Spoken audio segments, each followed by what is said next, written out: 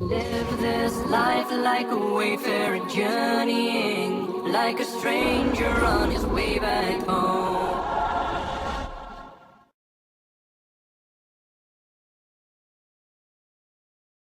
ماشاءاللہ بہت بڑا مجموعہ ہے، اکثر نوجوان ہیں۔ دین دو باتوں کا مجموعہ ہے، ایک عبادت اور ایک اخلاق۔ عبادت سے دین شروع ہوتا ہے اور اچھے اخلاق پر جا کر دین مکمل ہوتا ہے۔ دین کی ابتدا، فاؤنڈیشن، بنیاد وہ کلمہ، نماز، روزہ، حج، زکوٰۃ، اور دین کی انتہا چھت، جہاں جا کے چھت پڑتی ہے وہ اچھے اخلاق ہیں۔ اچھے اخلاق سے دین مکمل ہوتا ہے۔ دین کی تکمیل عبادت سے نہیں، اخلاق سے ہے، اور دین کی ابتدا میں عبادت ہے۔ عبادت میں نماز سب سے اعلیٰ درجے کی چیز، جو اللہ تعالیٰ نے 50 نمازیں شروع میں فرض کی، پھر ان کو 5 کر کے گھٹایا اور عرش پر بلا کر 50 نمازیں عطا فرمائیں۔ دینی 5 تھیں، دی 50، صرف یہ بتانے کے لیے کہ دنیا میں تمہارے آنے کا مقصد نماز کے سوا اور کچھ نہیں۔ لیکن پھر باقی کاروباری زندگی میں بھی ہمارا امتحان تھا، تو اللہ نے اس کو گھٹا کے 5 کر دی۔ جب 5 ہو گئیں، اللہ کے نبی ہر دفعہ آتے تھے اور کہتے تھے یا اللہ گھٹا دے۔ جب وہ 5 رہ گئیں تو اللہ تعالیٰ نے فرمایا میرے محبوب، تیرے لیے 5، میرے لیے 50، کہ تیری امت کے ہر نمازی کو ہر نماز کے بدلے میں 10 نمازوں کا ثواب لکھوں گا۔ تو ہم پڑھنے کو 5 پڑھتے ہیں اور لکھے جانے میں وہ 50 ہیں۔ تو جتنا آپ، بہت بڑا مجمع ہے، مستورات بھی ہیں، آپ سب بھائیوں سے گزارش ہے کہ آج کے بعد توبہ تو ہم نے کی ہے، نماز نہ چھوٹو۔ اس کے سارے بھائی ارادہ کرتے ہیں؟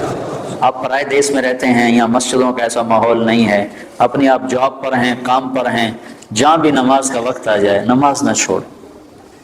اب اللہ نے اتنی فضا ضرور بنا دی ہے کہ جہاں بھی آپ ہیں آپ کو نماز کی اجازت دیتے ہیں۔ یہ لوگ آپ کے ساتھ انصاف کرتے ہیں، انہوں نے اپنے ملکوں میں انصاف کیا ہوا ہے، عدل قائم کیا ہوا ہے، ظلم نہیں ہے۔ آپ امن میں ہو، امن کے ملک میں ہو، انہوں نے آپ کو سارے حقوق دیے ہیں، آپ پر بھی حق ہے ان کا کہ آپ ان کے لیے ہدایت کی دعا کرو، ان کی خیر خواہی چاہو، اور اپنا کام صحیح کرو، اور نماز کو نہ چھوڑو کسی حال میں بھی۔ مسجد قریب ہے تو مسجد کی دوڑ لگا، مسجد دور ہے تو ایک مصلی اپنے دفتر میں رکھو، اپنے کام کی جگہ پہ رکھو، اور نماز کے وقت میں نماز ادا کرو۔ اور اگر آپ اکیلے ہو تو اذان دو، تکبیر کہو، پھر نماز پڑھو، تو آس پاس جتنی فضا ہے وہ گواہ ہو جائے گی، اور آس پاس جتنے اہل ایمان جنات ہیں وہ نماز میں شریک ہو جاتے ہیں۔ 2 ہو تو جماعت کراؤ، چاہے تمہاری داڑھی نہیں ہے پھر بھی جماعت کراؤ، ایک کو آگے کرو ایک کو پیچھے کرو۔ 3 ہو جماعت کراؤ، با جماعت نماز کی فضا بناؤ۔ سفر میں جا رہے ہو، گاڑیاں روک کے با جماعت نماز پڑھو، تو انشاءاللہ یہ پوری ایک مکمل دعوت ہے نماز کا پڑھنا۔ تو عبادات میں میرے بھائیوں بہنوں نماز کا ناغہ نہ ہو۔ مستورات سے کہتا ہوں پردے کا اہتمام کرو، اپنی بچیوں کو شروع سے پردے پر لگاؤ، پردہ ان کی فطرت میں شامل ہو، پردہ کرنے والی بنے، اپنے ان کے لباس میں پتلون نہ ہو، شلوار ہو، یہ باپرد با حیا لباس ہے۔ عورت کے لیے پتلون، مرد کے لیے پتلون با حیا لباس نہیں ہے، تو عورت کے لیے کہاں سے ہوگا؟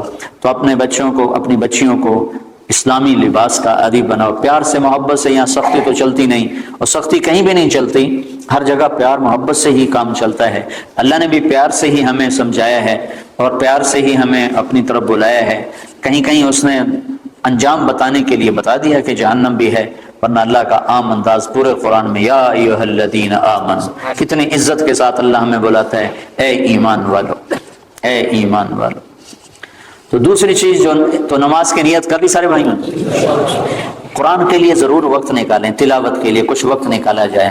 نہیں پڑھا ہوا تو تھوڑا تھوڑا کر کے، آپ تو ہر جگہ مساجد ہیں، علماء ہیں، قراء ہیں، قرآن تھوڑا تھوڑا پڑھنا شروع کریں۔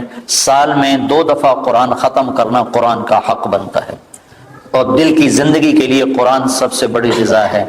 دل کو غذا نہ ملے تو مر جاتا ہے، تو دل کو، روح کو قرآن کی غذا نہ ملے تو روح مر جاتی ہے۔ تو قرآن کی تلاوت کے لیے وقت نکالیں۔ اور دوسری چیز جو، جس پر جا کر اسلام مکمل ہوتا ہے، وہ اچھے اخلاق ہیں۔ اپنے اخلاق کو بلند کریں، اور سارے اخلاق کا خلاصہ 3 باتیں ہیں: تصل من قطعک وتعطی من حرمک وتعفو عن من ظلمک۔ جو توڑے اس سے جوڑو، جو محروم کرے عطا کرو، جو زیادتی کرے معاف کرو۔ پھر اگر ماں باپ ساتھ ہیں تو ان کی قدر کرو۔ آج مجھے بڑا دکھ ہوا، مجھے ایک اولڈ ہوم دکھایا ساتھیوں نے، تو اس میں مسلمان عورتیں بھی تھیں، مسلمان مائیں بھی تھیں، جن کے جوان بچے ہیں اور وہ ماں کی خدمت سے محروم ہیں۔ کیا بدبختی کی انتہا ہے کہ مسلمان کے لیے ماں تو جنت کا راستہ ہے۔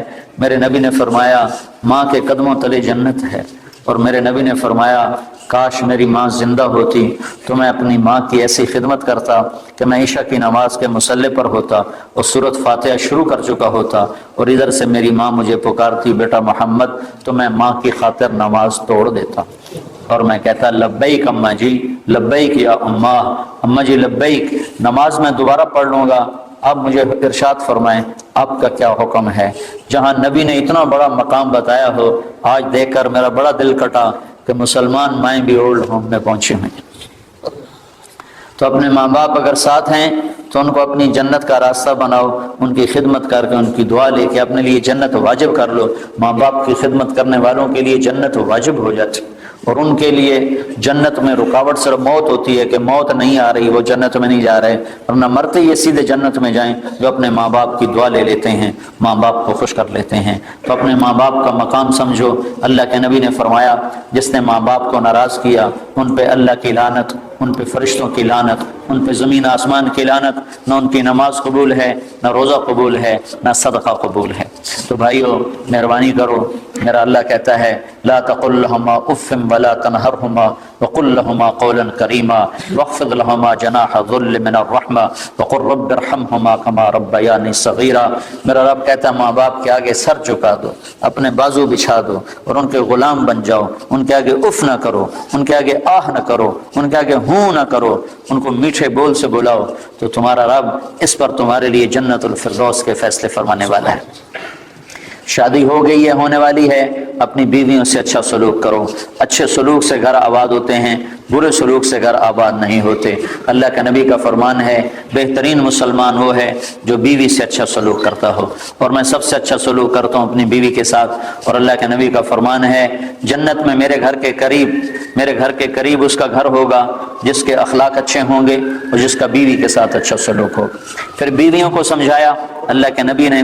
ایک عورت نے آ کر عرض کی یا رسول اللہ میری شادی ہو رہی ہے، میرے خاوند کا میرے اوپر کیا حق ہے؟ تو آپ نے فرمایا تیرے خاوند کے جسم پر زخم پڑ جائیں، زخم، اور ان زخموں میں پیپ پڑ جائے، گندا پانی سفید پیپ پڑ جائے، اور تو زبان سے چاٹ کر اس کے زخم صاف کرے تو نے اس کا حق ادا نہیں کیا۔ زبان سے چاٹ کر اس کا زخم صاف کرے تو نے خاوند کا حق ادا نہیں کیا۔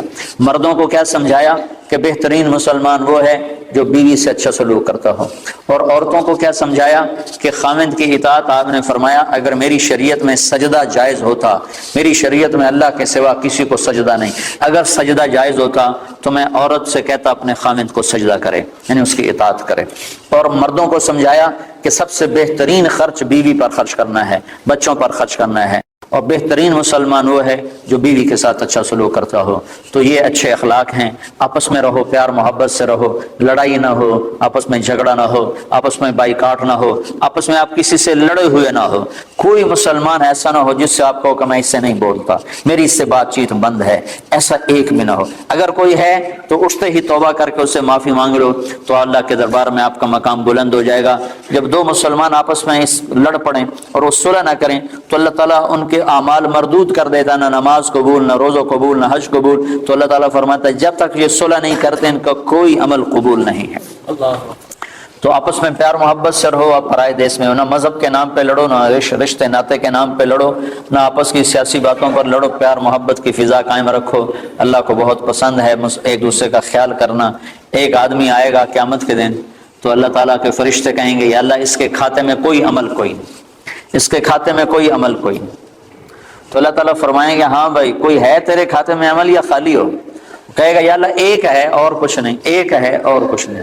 اگر تو اسے سمجھے تو ایک ہے، تو کیا ہے کہ میں کاروباری آدمی تھا، جس کو پیسے دینے ہوتے تھے اس کو تنگ نہیں کرتا تھا، موقع پہ پیسے پہنچاتا تھا، اور جس سے لینے ہوتے تھے وہ جتنا ہی تنگ کرتا تھا میں اس کو تنگ نہیں کرتا تھا، میں چپ کر کے واپس آ جاتا تھا، کبھی اس کو بے عزت نہیں کیا۔ ہمارے ہاں تو پاکستان میں تو بہت ہوتا ہے، چونکہ کام ادھار پہ چلتا ہے، یہاں بھی ادھار پہ ہی ہے سارا کام، تو ادھار پہ کام ہوتا ہے تو جس نے لینا ہوتا ہے وہ گالیاں نکالتا ہے، جس نے دینا ہوتا ہے وہ انکار کرتا ہے۔ تو وہ کہنے لگا یا اللہ بس ایک ہی تھا میرا، جو نہیں دے سکتا تھا اس کو معاف کر دیتا تھا، جو پھیرے لگواتا تھا اس کے پھیرے لگا لیتا تھا، اس کو کہتا کوشن، اور جس کو دینا ہوتا تھا اس کو موقع پہ دیتا تھا۔